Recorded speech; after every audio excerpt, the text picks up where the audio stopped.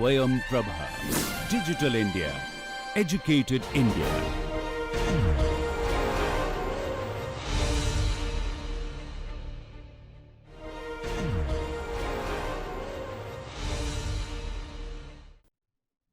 Hello students, let us continue our discussion on the Joule-Thomson experiment, where we have seen that if I allow a gas to expand from a region of constant high pressure to a region of constant low pressure through a porous plug, I will be able to probe a change in temperature as a result of change in pressure as the gas goes from the initial equilibrium state to the final equilibrium state.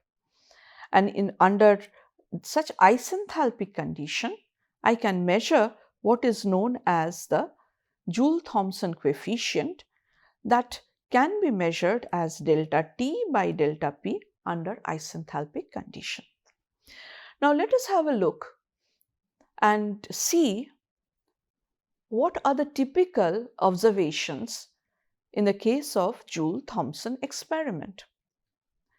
Typically, if you have a temperature pressure plot for all the isenthalpic changes that you see, here is how you will show the results of your experiment.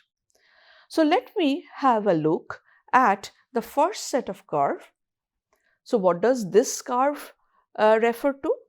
It says that I start from a high pressure P1 in the region with a temperature T1.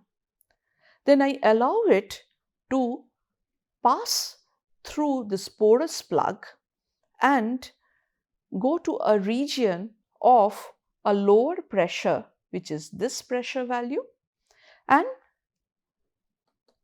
some other temperature here. So as you can see, if I compare, T1 is lower than the final temperature of the gas. Therefore, I would say that the final temperature being higher than the initial temperature of the gas, this isenthalpic passage from a region of constant high pressure to a region of constant low pressure will heat up the gas. But interestingly, all you see is it's not necessary that the gas will always heat up. So all you can see is as follows. Here the solid curves are called the isenthalps. So they show the variation of pressure and temperature with respect to each other. And I see that here the slope of the curve is very, very different for different values of P. I have shown here the direction of increase in P to be not to be the usual direction. Why is that so? That is because in the Joule-Thomson experiment, you move from a region of high pressure to a region of low pressure. Therefore, if I look at the slope of this curve, what I would find that if I look at the lines of constant enthalpy, there is a region where the slope of the curve, this shaded region, where the slope of the curve is positive, and there is another region where the slope of the curve is negative. And as you see that along each isenthalp, there is a point where the corresponding temperature for a given value of pressure reaches a maximum. This temperature is called the inversion temperature. So on a temperature pressure isenthalpic plot, inversion temperature is the point where the slope of the curve mu jt changes sign from positive to negative. Therefore, all we have done here is we have looked at the inversion temperatures and then joined them by a guiding line. And then in order to draw this picture, I have shaded the region where the slope or mu jt is positive, and once again what I do is the rest of the region I understand that mu jt is negative. Now, what is the consequence of the presence of this inversion temperature? I see that for an ideal gas, it is found that mu jt is equal to 0. But for a real gas, it is a non-zero quantity except at the maximum, which is the inversion temperature of the isenthalp. Now, what will you see? You will see that mu jt would be positive, and this in the regions where you will find that delta T needs to be negative. Why? When mu jt is positive, such as any point on the isenthalp in the region like this, in my experiment, my delta P is always negative. Therefore, mu jt positive means delta T is going to be negative. And what does it mean in physical terms? It would mean that the gas would cool on expansion. Now, what happens if you are in a region where mu jt is negative? If mu jt is negative, you understand that delta P is negative, therefore delta T has to be positive. Therefore, if you are in a region where mu jt is negative, the gas would heat upon expansion. Therefore, the key to understanding this is that in Joule-Thomson experiment, delta P is always less than 0. So let me once again highlight the fact that this direction of arrowhead, it shows that how the pressure changes during the passage of the gas from a region of high pressure to low pressure. But this is a higher pressure value, this is a lower pressure value. Now, if I look at the typical values of inversion temperature as measured from Joule-Thomson experiment, then I find that gases like helium, hydrogen and neon, they have very low inversion temperature. So, what is the room temperature? Typically, I would say that the room temperature is about 273 Kelvin. As you see, all of these temperatures, for helium, inversion temperature is 40 Kelvin, hydrogen inversion temperature is 202 Kelvin, and neon it is 231 Kelvin. Therefore, at room temperature, we are at a temperature, we are above the inversion temperature. So, which would mean that mu jt is going to be what? Above inversion temperature, mu jt is going to be negative, as shown in this figure. If you are under conditions where mu jt is negative, in that case, what do you expect? Delta P is negative, and therefore, you will have helium, hydrogen and nitrogen would heat up upon expansion at room temperature. But will the same thing happen for gases which are listed here? The answer is no. For all these gases, the inversion temperature is much higher than the room temperature, which means that in this case, at room temperature, you are located within this shaded region where mu is greater than 0, and therefore nitrogen and oxygen when passed from a region of constant high pressure to a region of constant low pressure through a porous plug, they will cool down at room temperature.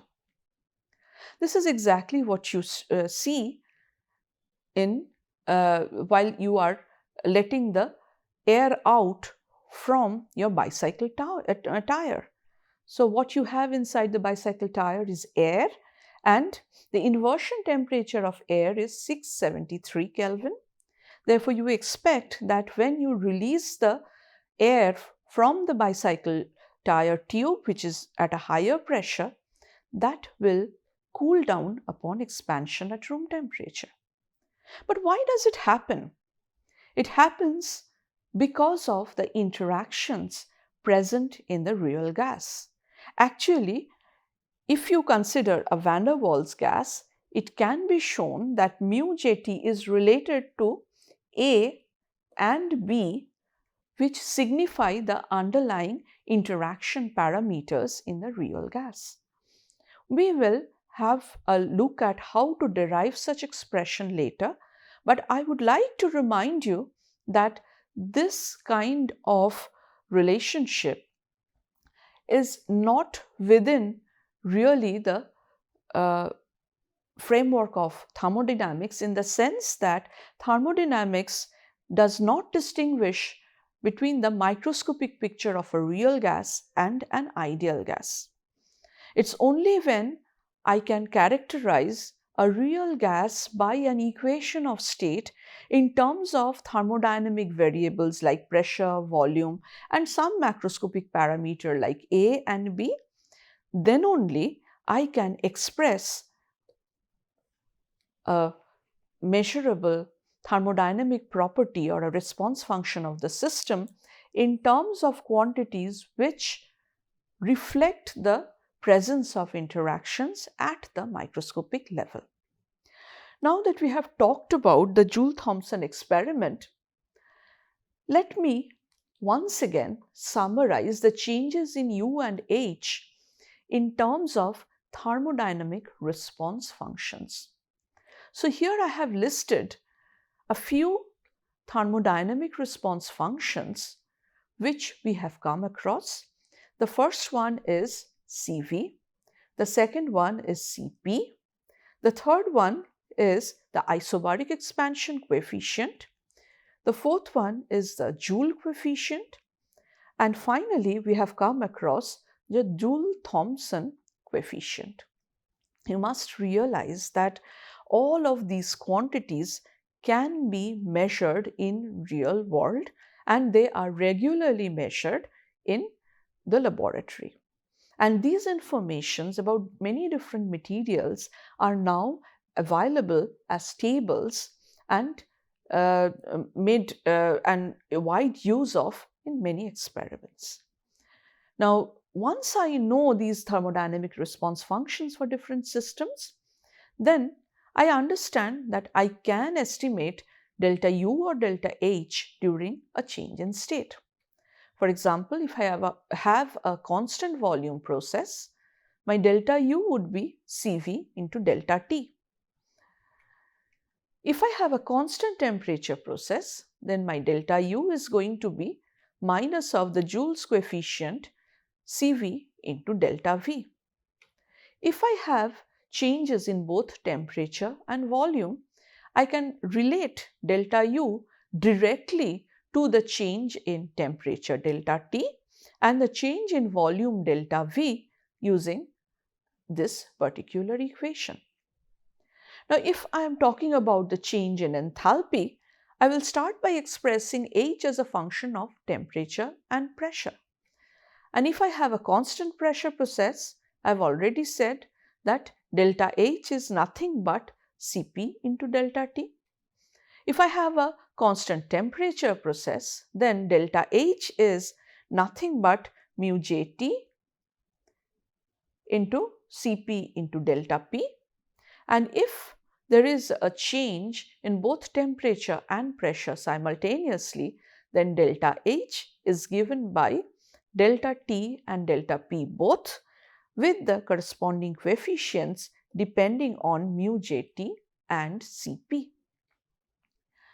Now, with the definitions known to us, if I know the equation of state, it's actually very easy to find out the thermodynamic response functions of the corresponding system.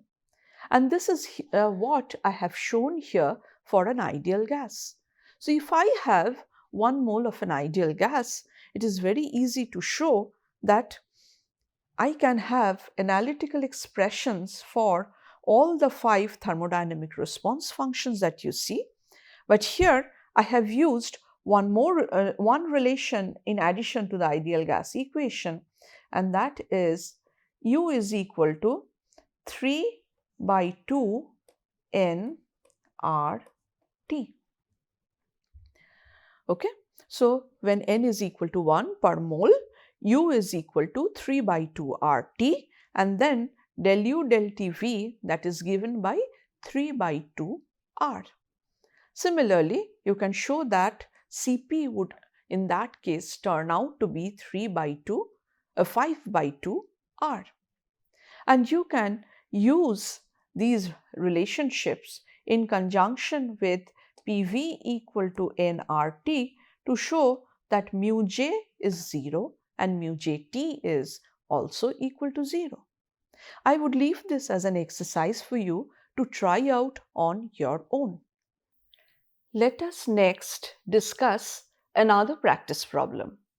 And once again, I'm going to take the example of xenon gas undergoing a isothermal or adiabatic change in state. So here I'm dealing with a sample consisting of 65 grams of xenon, which I will assume to behave ideally. And here initially it is confined in a container at 2.0 atmosphere and 298 Kelvin. And the task is, can I calculate delta U values and delta H values if I allow this gas to undergo an expansion first under isothermal condition and second under adiabatic condition. Now under isothermal condition, I will try and see if I can calculate each of these quantities when the change of state has been carried out reversibly to a final pressure of 1 atmosphere. And there is a second case where the isothermal change will be carried out against a constant external pressure of 1.0 atmosphere. So while the first process is a reversible process, I am talking about an irreversible process for the option that I have given in the second line. So the question is, how do I find out delta U and the delta H for the 4 situations that I have talked here? Usually what we do is we would tend to remember one formula, and that's how we are going to find out what the problem is. Okay, so this is delta U. We have already discussed that. For a finite change in state, if there is a change in temperature which is delta T, and if it is also accompanied by a change in volume, that is delta V, then delta U is Cv into delta T minus mu J into Cv into delta V. So obviously you understand that if for a given process you need to find out what delta U is, you have to have a very good idea about what the initial equilibrium state is and what the final equilibrium state is. Similarly, if I look at the expression for delta H, I find that once again I have to know the change in temperature as the system passes from the initial to the final equilibrium state and the change in pressure when the system passes from initial to the final equilibrium state.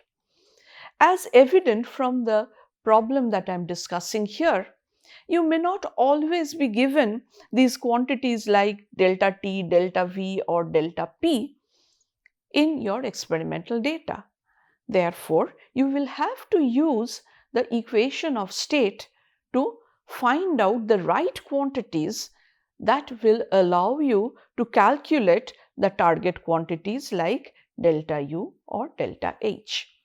I am taking this problem as an example of how to do that. Okay, so let us start by understanding the initial equilibrium state as given by this problem. So what I have here is 0.495 moles of the ideal gas at a pressure of 2.0 atmosphere and a temperature of 298 Kelvin. Therefore, for this given equilibrium state, if I use the ideal gas equation, then I can find out what the volume of the gas is for this initial equilibrium state. And with this knowledge about the initial equilibrium state, let us now look into the first set of change in state that is being carried out by isothermal reversible expansion of the ideal gas. And by the given problem, you know that at the final equilibrium state, the pressure is 1 atmosphere. And what is the temperature? The temperature is also 298 Kelvin. And this is because I have an isothermal process. And the question is, how do I find out delta U for a process like this? So in order to do that, what we need to understand over here is essentially the general expression. I understand that delta U, we have already derived this expression, and I understand that delta U can depend on delta T as well as delta V. Now, under this particular experiment, I understand that delta T, that is T2 minus T1, that is equal to 0 because it is an isothermal process. Therefore, I must be having only this term surviving under the given condition. And therefore, I would say that in this particular case of isothermal reversible expansion, the second term would survive. But I have an ideal gas, and therefore, if I want to calculate delta U, I need to know what mu J of this ideal gas is, what Cv of this ideal gas is, and what would be the change in volume as the gas isothermally passes from an initial volume V1 to a final volume V2. Now let us consider the second process. In the second process, I understand that it is an isothermal process once again. So when you have an isothermal process, you would understand once again that this delta T term would be 0. Therefore, there will be only one term in your system where it depends on minus mu J Cv into delta V. Now, what happens if I have an adiabatic change?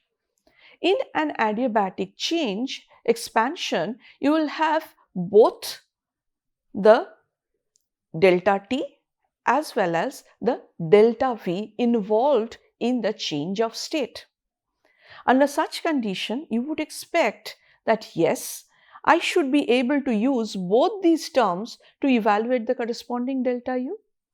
But here, once again, please remember that we have an ideal gas system, and therefore, I always have this mu J equal to 0.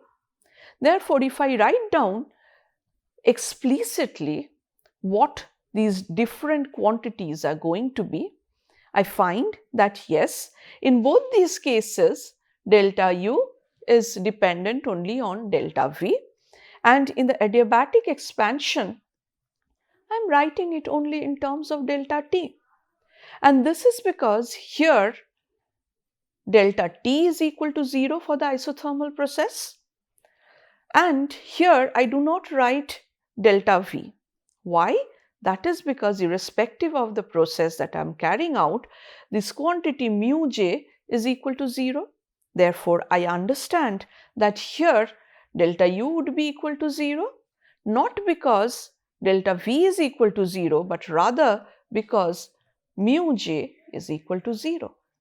Now, in the case of an adiabatic expansion, you have to find out what is going to be the final equilibrium state if you carry out the reversible adiabatic change as well as the irreversible adiabatic change. And in a lecture before, we have seen how to calculate these final temperatures.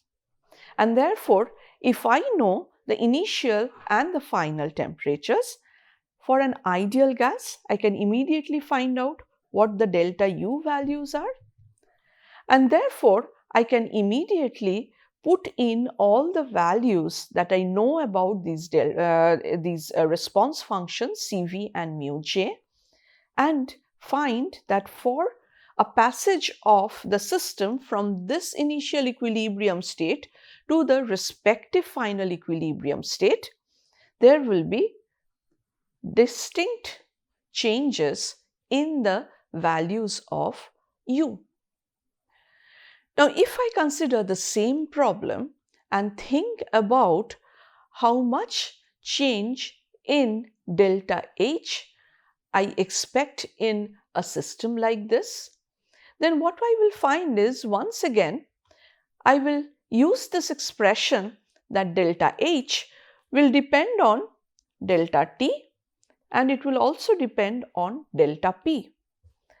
And to what extent the given system depends on delta T is decided by the specific heat at constant pressure, and the contribution of delta P to delta H is decided by minus mu Jt into Cp.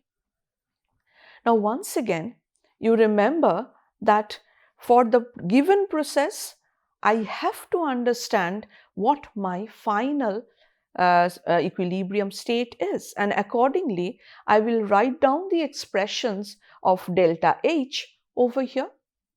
So now I find for an isothermal reversible process, if the system starts from this equilibrium state and goes to this equilibrium state, then what is going to be delta H? Now, delta H is going to be minus mu Jt into Cp into delta P. Here delta P is not equal to 0. But what do you think is going to be the value of delta H here? We know for ideal gases, mu Jt goes to 0. Therefore, I do expect delta H to be equal to 0 for a process like this. Similarly, if I carry out this process irreversibly, simply because it is an isothermal process, once again delta H is given by the same expression, and once again it becomes equal to 0 simply because the Joule-Thomson coefficient for an ideal gas is equal to 0. Now, if I consider the adiabatic processes, in that case, as you see, all I need to know is if I take this initial equilibrium state and allow the gas to undergo an adiabatic expansion either under reversible or under irreversible condition, what would be the corresponding final temperature? We have already calculated these values. So, in this case, what is going to be delta H? Delta H is going to be Ncp into T2 minus T1, and in this case, this is going to be Ncp into T2 minus T1 once again. But here the two values of delta H are going to be different. Why is that so? That is because in this process I arrive at a temperature of around 226 Kelvin. But in this process I arrive at a temperature that is much higher, and therefore the delta H values in these two cases are going to be different simply because their final temperatures are different. Now, if I ask you this question in this adiabatic reversible expansion, you do have the final pressure as P2 equal to 1.0 atmosphere, right? So, why is it so? I did not write delta H is equal to Cp into delta T minus mu Jt Cp into delta T, that delta P. That is simply because in these two experiments, I do have a finite delta T, no doubt about it, but I also have a finite delta P. So why is it so that this term is not coming into the picture? That is because I'm working with ideal gases, and this term, the Joule-Thomson coefficient for an ideal gas, is equal to 0. So in this case, you can actually sit down, add the values of Cp and find out the finite values of delta H in this case and delta H in the last case where the gas has undergone an adiabatic irreversible expansion. So this concludes our discussion on enthalpy and internal energy. So to summarize, I would say that when a large body of experimental observations was collected and the scientists tried to derive a common significant conclusion from a very large body of experimental observations, the first law of thermodynamics came into the picture. First law of thermodynamics tells us that you can carry out either heating or you can or cooling, or you can make the system exchange work with its surrounding. And in these two processes, you can change the net energy content of the system.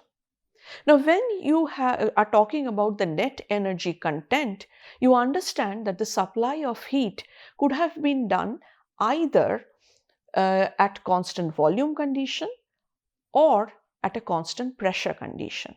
Therefore, automatically, there are two types of energy functions that emerged as a consequence of the first law of thermodynamics.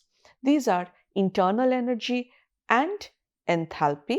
And we have seen that although we cannot measure explicitly the absolute value of these energy functions for a given state, we can always measure the change in these energy functions as the system evolves from one initial equilibrium state to the other. We will then have a look at the limitations of the first law of thermodynamics and why it was so important to have a second law. Thank you.